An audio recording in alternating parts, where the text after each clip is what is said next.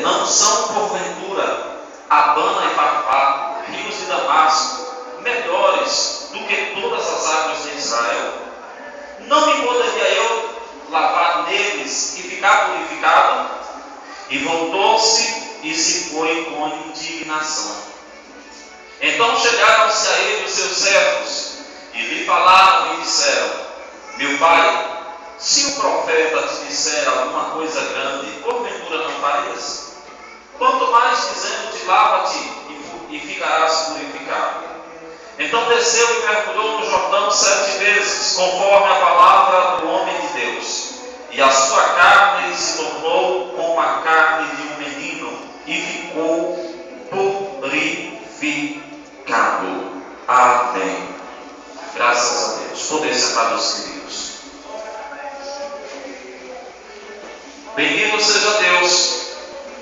Amados e queridos irmãos, a história de Naamã nos arremete a uma meditação profunda a respeito da vida desse homem, que até então carregava sobre si uma fama, um título de que era um homem de respeito, um homem que tinha um exército à sua disposição, um exército que estava sob seu comando, um homem de muito valor, um homem que tinha o respeito de toda a cidade, por reconhecer o potencial, por reconhecer tamanha destreza desse homem que fazia valer o título que ele tinha sobre os seus ombros. Porém, havia um detalhe na vida de Naamã que nos chama a atenção. A Bíblia dizia que era leproso, e por conta disso, todas as outras qualidades ficavam oprimidas debaixo do jugo de uma doença por nome de lepra.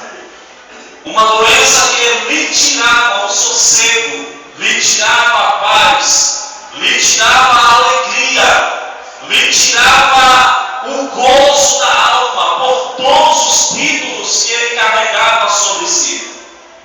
E a palavra de Deus nos diz que na sua casa estava trabalhando uma jovem. Essa jovem tinha sido levada na época do cativeiro, levada presa para a Síria. E essa moça, mesmo em terra estranha, mesmo diante de uma autoridade tão grande como era Naamã, esta moça tem a ousadia de chegar para sua senhora e dizer: se o meu Senhor tivesse lá em Israel, ele encontraria com um profeta e ele o restauraria da sua lepra. A doença não tinha cura, a doença não tinha um remédio para apaciguar. A única coisa que restava era uma conformação. O que era que restava para ele? Uma conformação. O que é uma conformação? É quando o médico diz: olha, você vai ter que tomar remédio de pressão para o resto da vida.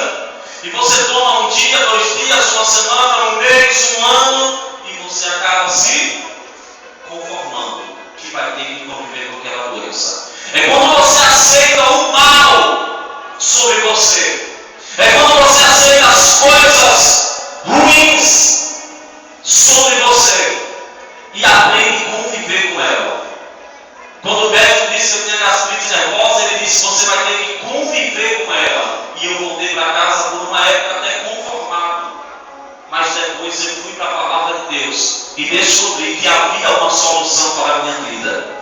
Não podemos nos conformar com o mal que está sobre nós. Uma doença que vem sobre nós, alguma coisa ruim que vem sobre nós, um pecado que quer reinar na nossa vida, qualquer tipo de mal que vem sobre nós, não podemos nos conformar. O papel do cristão é se revoltar e ir em busca da solução. E quem tem a solução Deus, o Todo-Poderoso, tem a solução para os nossos problemas. E Naamã já estava conformado. Mas depois da palavra dessa jovem, toda a sua casa, todo o seu sistema, todos os seus pensamentos foram mudados por causa da palavra de uma jovem. Uma jovem mudou a história de uma família, de uma sociedade, de um homem tão grande perante a sociedade, mas tão infeliz diante da mesma. Amados, esse homem vai em busca da sua cura, do seu milagre. Conversou com o seu superior. O seu superior enviou uma carta ao rei de Israel, pedindo para receber Naamã, falando de todos os títulos. Imagino eu que a carta dizia: olha, rei de Israel, estou te enviando um homem de grande valor. Estou te enviando um homem que tem o respeito da sociedade da Síria. Estou te enviando um homem da minha confiança. Estou te enviando um homem campeão nas batalhas, nas guerras, nas pelejas. Receba ele e restaure da sua lepra. Naamã saiu de lá bem requisitado, saiu de lá bem enviado. Porém, foi direto ao rei de Israel. E o rei de Israel só tinha um título, mas não tinha solução. O rei de Israel carregava sobre si o título de rei, mas não estava com ele a solução que Deus havia determinado para a vida de Naamã. E quando ele chega, vai direto ao rei. Quando o rei pega a carta e lê, o rei diz: acaso eu estou no lugar de Deus? Acaso sou eu Deus para matar ou para dar a vida, para que envie esse homem para mim? Aí quando Eliseu ouviu a história, aí Eliseu se indignou e disse: manda vir a mim, e saberás que há profeta em Israel. Aleluia. Manda ele vir cá, porque eu vou orar por ele, eu vou dar a direção que Deus indicar para ele. Sabe essa história? Alguém chega na sua porta pedindo oração, aí você: não, eu vou levar para a irmã fulana, porque a irmã fulana é melhor. A irmã fulana também não tem muito jogo de cintura. Aí empurra para a irmã fulana, ela acaba desistindo. A pessoa acaba desistindo da sua bênção. Você é profeta de Deus, você tem as mãos ungidas, você tem a presença do Espírito Santo, a missão para ganhar almas, para orar pelos enfermos, para expulsar os demônios, está na sua vida. Não é só na vida do pastor, não é só na vida dos obreiros, não é só na vida das pessoas que têm cargo na igreja. Toda e qualquer criança pode fazer uma oração pelo enfermo. Toda e qualquer pessoa que serve ao Senhor pode fazer a diferença na cidade, na casa de Deus. Uma jovem fez a diferença. A jovem ensinou para aquela família que em Israel existia um Deus que usava profetas, que usava vasos, que usava reis, profetas e sacerdotes para realizar sua obra na terra. Aquela jovem destemida poderia ter sido morta, repreendida, mas ela, a fim de exaltar o seu Deus, ela disse: ah, se meu Senhor tivesse em Israel, lá tem profeta, lá tem homem de Deus, lá tem pessoas que têm intimidade com Deus. E o profeta então recebe a notícia de que esse homem queria ficar são. E comovido pelo Espírito de Deus, ele diz ao seu mensageiro: diga a Naamã que vá lá no Rio Jordão e mergulhe quantas vezes? 7. O número da perfeição. Satanás criou na sociedade um adágio popular que diz que o número 7 é o número da mentira, mas é o número da perfeição. Foi com 7 dias que Deus criou toda a sua obra e abençoou. É o número da perfeição. Aí, irmãos, aprendemos uma lição nessa palavra. O homem pessoa que carrega um título alto, é vergonhoso passar por algumas situações. É vergonhoso sentar, por exemplo, naquele banco, sendo que eu tenho um trono aqui no púlpito para eu sentar. Então é vergonhoso, às vezes eu tenho que sentar ali, eu não quero, porque eu quero ficar na minha cadeira, no meu trono. E esse homem, por causa desse título, adquiriu para a sua vida uma maldição. Que maldição é essa? Um orgulho devido ao título que recebeu. Você quer saber quem é o ser humano?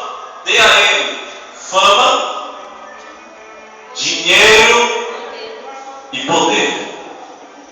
Aí você vai descobrir quem é essa pessoa. Conheço a história de um moço que ele era um auxiliar, humilde, na igreja, servia ao Senhor com alegria. Quando foi um dia, o pastor separou ele a diácono. No outro dia, ele botou uma gravata, um paletó e entrou na igreja, porque agora eu não sou mais auxiliar, agora eu sou diácono. Senhor, a paz do Senhor. E entrou se exibindo por causa de um título. Você quer saber quem é uma pessoa? Dê a ela fama, deixa ela começar a se destacar entre as demais, deixa ela começar a ganhar uma posição por causa daquilo que faz, daquilo que realiza. Era isso que estava impregnado como maldição na vida daquele leproso. O seu título levou a ele ao orgulho, levou a ele a ser admirado. E quando somos admirados, corremos o grande risco de se corromper. Satanás caiu nessa no céu. Devido à sua glória, à sua beleza, à sua formosura, à sua majestade, o seu coração ficou soberbo, o seu coração ficou orgulhoso e já não queria se prostrar para adorar aquele que é digno. Então ele passa a criar um grupo que ele acompanhasse. E esse grupo achou interessante a fama e o sucesso de Satanás. E junto com Satanás foram expulsos dos céus. E hoje estão condenados a um lugar de tristeza, de dor, ranger de dente e de fogo com enxofre. O dinheiro, o sucesso, todas essas coisas, o poder, se a gente não souber administrar, nos leva à perdição. A bênção se transforma no maior embaraço destrutivo para a nossa vida. O que era para ser bênção se torna maldição. O que era para ser motivo de alegria passa a ser motivo de tristeza. Porque aquela lepra foi uma permissão de Deus para curar o caráter que estava em Naamã. Foi uma permissão de Deus para que o seu orgulho fosse quebrado. Há coisas na nossa vida que Deus permite para nos limpar de algo mal formado dentro de nós. E então o profeta, inspirado por Deus, diz para ele: olha, vai e mergulha 7 vezes. Mergulhar uma vez já era motivo de Naamã se entristecer. Ele olha para os seus conservos, para os seus servos, melhor dizendo, e diz assim: não era melhor os rios lá de outro lugar, as águas são limpas, Abana, Papara, as águas clarinhas. Eu agora vou ter que mergulhar no Jordão. Rapaz, eu sou o chefe do exército da Síria.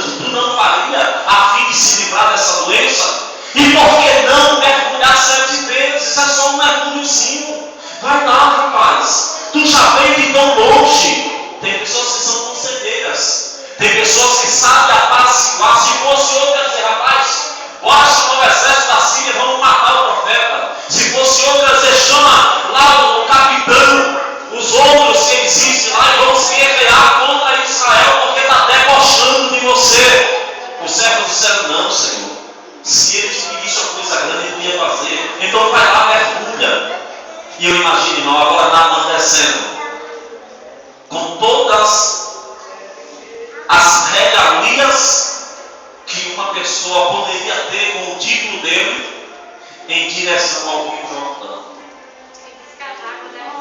As águas do Rio Jordão eram barrentas. É porque as águas são impetuosas do Rio Jordão. São as águas muito fortes. E as ribanceiras constantemente estão caindo e formando aquela lama. E aí Naamã não queria mergulhar lá. Mas vocês sabem, irmãos, que Jesus foi batizado foi nele. Jesus desceu as águas no Rio Jordão. Era lá que João Batista batizava. Foi lá no Rio Jordão que o povo de Deus viu aquele rio se abrir em duas partes, como um mar vermelho, e todo o povo de Deus passou glorificando a Deus. Mas o homem se negou de início, quando viu que não tinha jeito de se voar. E mergulha a primeira vez no meio daquelas águas e sai todo lá dentro com aquela lama. Os outros estão tudo do lado de fora assistindo, porque nessa hora, quando Deus quer quebrar o nosso orgulho, Ele bota todo mundo para assistir a humilhação. Não tem grande para Deus. Deus olha dos céus da terra e só tem servo. Ele olha na igreja e só tem servo. Essa organização de porteiro, auxiliar, diácono, presbítero, evangelista, pastor, é só para nós aqui. Para Deus é tudo ovelha. O anda na linha sofre as mesmas consequências. E Deus, quando quer punir, Ele pune porteiro, Ele pune o membro, Ele pune o congregado, Ele pune o pastor, Ele pune o obreiro que está na direção da igreja. Ele humilha, Ele faz, Ele acontece, Ele mata, Ele dá vida, Ele faz adoecer, Ele faz sarar, porque Ele é Deus.